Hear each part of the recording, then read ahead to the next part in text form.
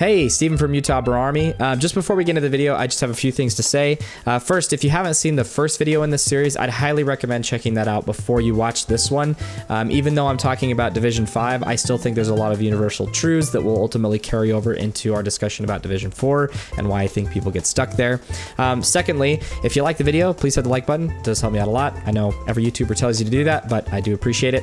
Another thing, I think about 80% of the people that watch my videos are not subscribed. If this is the second time you've watched a video of mine, just hit the subscribe button. I think that's a sign to you that you like my content, and that's awesome. Thanks for joining me. And lastly, I do stream every Tuesday, Thursday, Saturday at twitch.tv/ZeekandHD. The times in which I stream are in the description down below. So if you'd like to be a part of these discussions in the future, live, please feel free to join me on those dates, and I'll see you next time. Oh yeah, this song. Who remembers this song? Man, this song. Okay, why you're stuck in Division 4. So, mechanics are still bad, but improving. Still have very little knowledge of paintball basics, like tactics and stuff. This translates into improper, well, I should say like improperly playing your role. So the number 1, 2, and 3, like, or I should just say either improperly or / not understanding. Well, I should just say not understanding your role. That's a lot easier. And then number 4 is very little team coordination. So I realize that some of these things, like a lot of these things naturally compound on one another, or if this was an issue in this division, it's kind of assumed that it was an issue in the previous division. So there's a lot of times where I don't need to repeat myself, but very little team coordination, if any, a lot of individual play. No aggression or improper, or what I should say, like bad timing. I feel like Division 4 is like it's a cesspool, or maybe that's not a nice thing to say. It is the hodgepodge of paintball. It's where old pros come back to play, where they don't have any, PBL points. It's where people who've taken long breaks just come back. Like this division is just wild, and it's one of the reasons why I always recommend to people get out of Division 4 as soon as you possibly can afford to. And you've got people who are committed to getting out of Division 4, because there's you will actually find that there will be some games that are much easier in Division 3 than they are in Division 4, because the skill even among your opponents is going to be wildly different. So this is so true about D4. I can't wait to get out of D4. I feel like D4, you're either really good or really bad, because I know a lot of people start in D4 and skip D5. Yeah, that's exactly right. Well, again, if you've not played paintball for a while, when you come back and you have just experience under your belt, you're just not gonna go to Division 5, right? Okay, so no aggression and or bad timing. This is usually born out of a fear, of getting shot. I don't want to this list could be super long, so very little commitment is also a huge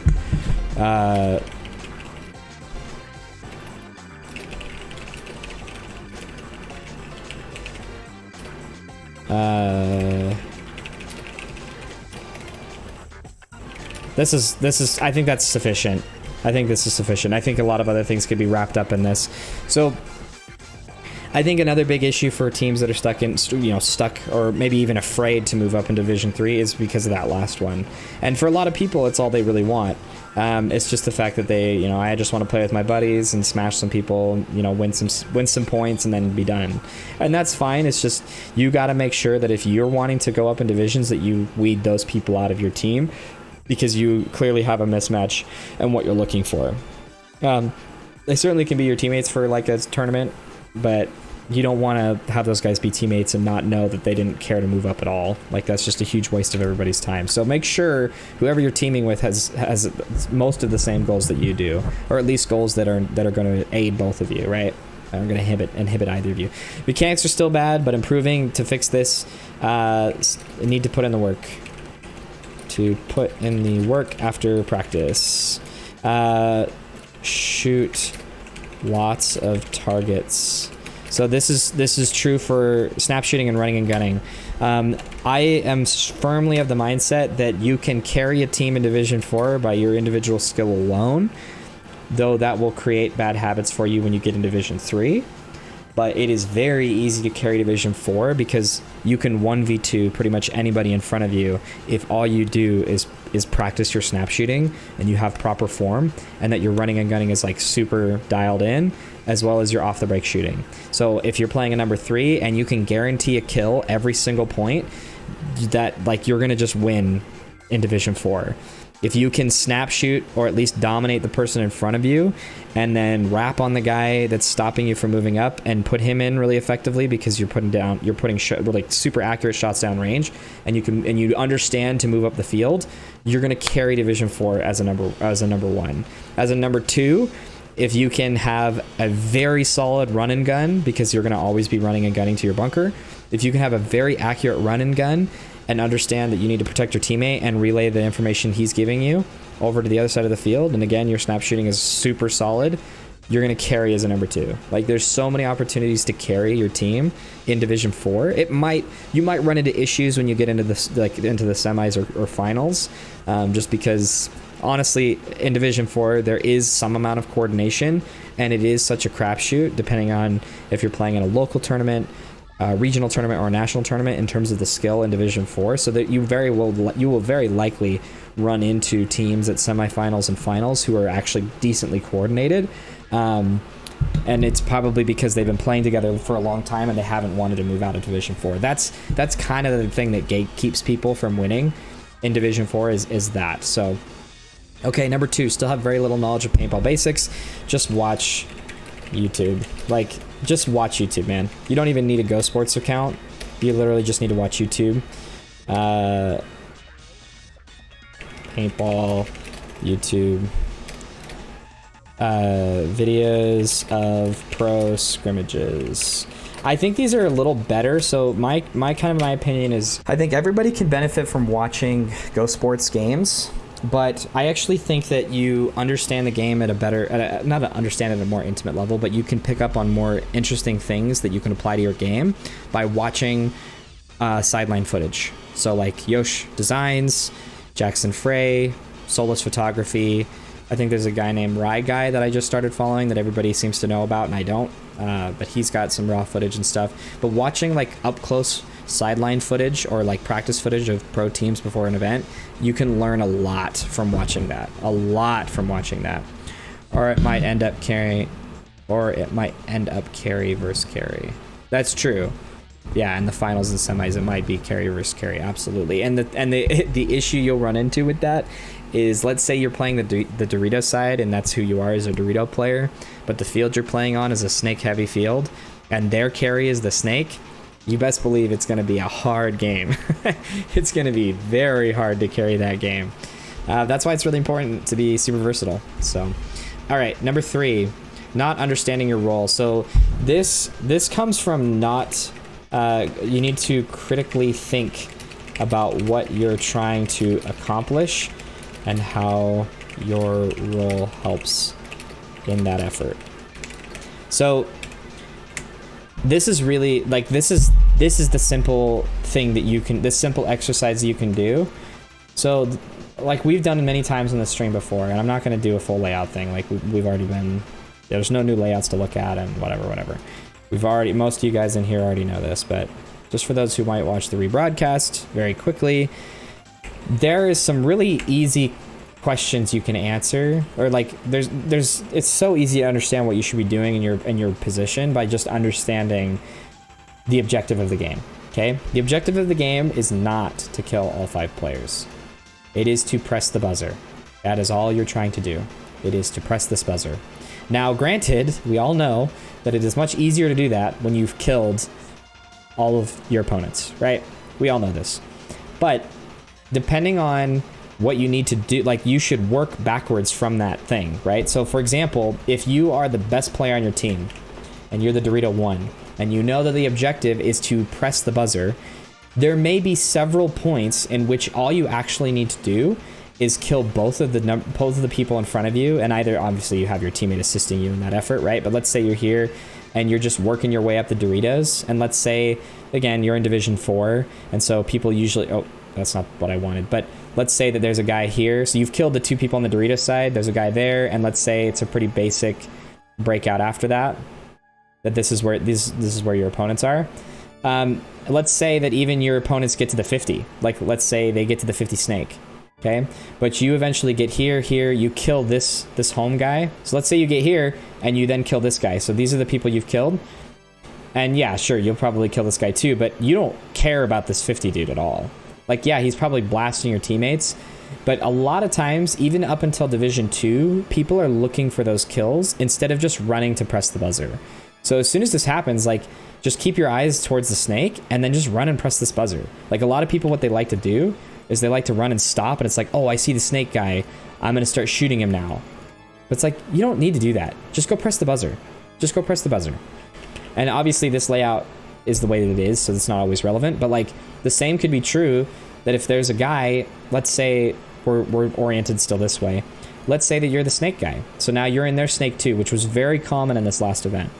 And they've got a guy in your snake, your snake 50, we'll call it, right? Your Dorito 4. Well, again, you're going this direction, they're going this direction, okay? Let's say you've got a teammate who's still alive here and a teammate who's still alive here somehow, okay? And it's this dude that's in front of you, and it's only this guy left. So it's a 3-on-2. The issue is that a lot of people in this scenario are gonna try to look to shoot cross to kill this guy instead of just shooting the dude that's literally in front of them and just like, you know, pinching him out, because this guy's gonna freak out in this scenario. Very likely. But again, if you're individually skilled, as soon as you kill this dude, just go run to their corner. Run to their corner and then maybe wrap and see if you can see the dude. But if you kill this guy fast enough and you're in Division 4, this dude's not gonna know what's going on, right? He's gonna be like, oh my gosh, there's a guy in front of me. He might not even know how many teammates he has left alive. So as soon as this happens, just keep your eyes on him and just go run and press the buzzer. Because the mistake that people make is they try to take this shot and maybe the guy does react as the paint's traveling, or maybe you just miss because you suck. Then he's now keen on your positioning, and let's say worst case scenario, which this does happen, he kills both of these people, but he did so later, so you're already in their corner, right? So maybe he's looking for the last guy. Well, if you commit to just running to this buzzer and pressing it, then he's not going to be able to respond in time to shoot you. Okay, so I'm not saying that this works in all cases, but my point is just understand what the objective is, which is to press the buzzer. It is not to kill all 5 people. And there are a lot of layouts in which it will be very lopsided. It'll be like they're on your side of the field, but maybe you're on their side of the field, and you really need to protect your buzzer or press theirs. And that's all you're after. So, especially if you move fast enough. Like if you sprint, there's no way this guy's going to be able to react fast enough to shoot you. Right? Especially depending on when he sees you. Like if he sees you right here, it's over. So anyway, I hope that makes sense. I hope people don't find that too upsetting. Okay. I just find that there's a lot of things you can understand. Oh, I guess I didn't really address this, but my point is really just like, if you understand, okay, we need to press the buzzer as the number 1. Okay, in order for me to do that, I need to be pushing up the field to allow my teammates to also follow up on that. And then as the number 2, I need to protect the guy that's in front of me, and I need to follow up behind him as he makes moves. And as the number 3, you need to think, I need to help my teammates be successful by applying pressure on the field and just shooting a bunch of paint. Because otherwise, if I'm just sitting that far back and I'm not shooting, I'm not really doing anything because I'm so far away from people. And I also need to make sure to cover any holes, just like a safety would in football. Like if there's a gap, we've lost a body, whatever the case is, like I need to be the guy to plug that hole. And if you just even approach paintball from that perspective, you can answer a lot of really basic questions from there. Okay, very good point about hitting the buzzer. Yes, that's what we practice at Bro Army. When we play one-on-ones or whatever, we're going for the buzzer. We're shooting at each other while we're running at each other's buzzer. Like, it's not about we're not trying to sit in the back and just like plink at each other and try to get the kill for the sake of getting the kill. We are pushing, like usually when we do one-on-ones, it's like 30 to 45 seconds.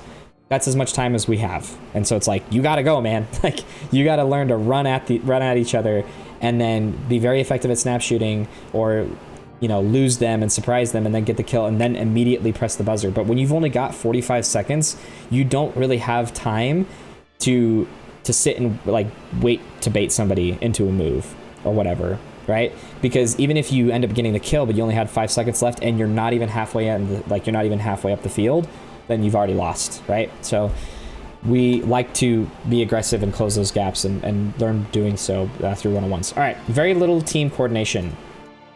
This is usually, this can be solved by addressing number 2 and 3. So I actually think, and this is the hurdle to this is actually number 6. So if everybody on the team is watching footage and trying to think critically about how they can be better in their role, then you will solve the issue of number 4, because everybody's kind of on the same page as far as what needs to be done, and obviously having conversations as a team to identify, like, you know, weaknesses or errors in your game. But that's usually not the case because of a lack of commitment from one or many of your teammates, and so therefore they're not putting in that extra work. So that's why number 6 is like kind of the stopgap for a lot of Division 4 teams trying to go to Division 3. All right, number 5, no aggression, excuse me, and or bad timing. So this is simply like this can be fixed by I shouldn't add that much. I should just say solved. Not that I'm saving this, I guess it doesn't really matter, but solved by trying to maintain visual dominance. And what I mean by that is, so I actually think I can get a video to illustrate this really quick. Okay. Coach's tips for beginners. You need to be pushing up. Okay, but before you push up, make sure you guys check the inside angle. Thanks, buddy. So this is what I mean by gaining dominance, like visual dominance. So one of the things that you need to do before you move is understand if somebody's looking at you or shooting at you before you do that, right? Just pay attention to Christian. This is Christian Martinez, former Bro Army, now Ironman. Everybody knows this. I've said it so many times. You don't need to hear the audio for this, but just pay attention to what he's doing when he moves up the field. So he looks, sees if he's clear from the guy heads up, looks on the inside, gets low, starts to shoot whoever he needs to apply pressure, and then gains that extra intel from the inside. I mean, he slips there, but like, again, that was his first practice against Ironmen, and he's like pushing up the field and getting like 2 packs and 3 packs. So Christian's a beast, man.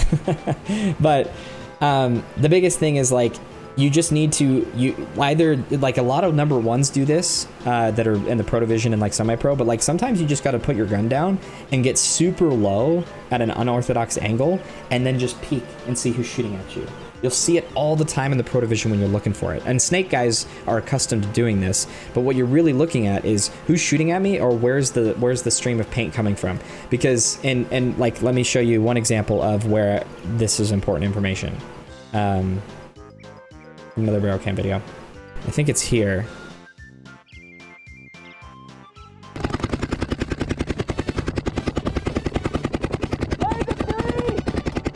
I could probably find the raw footage. It is this point. I killed one out of these guys! Kill one out of these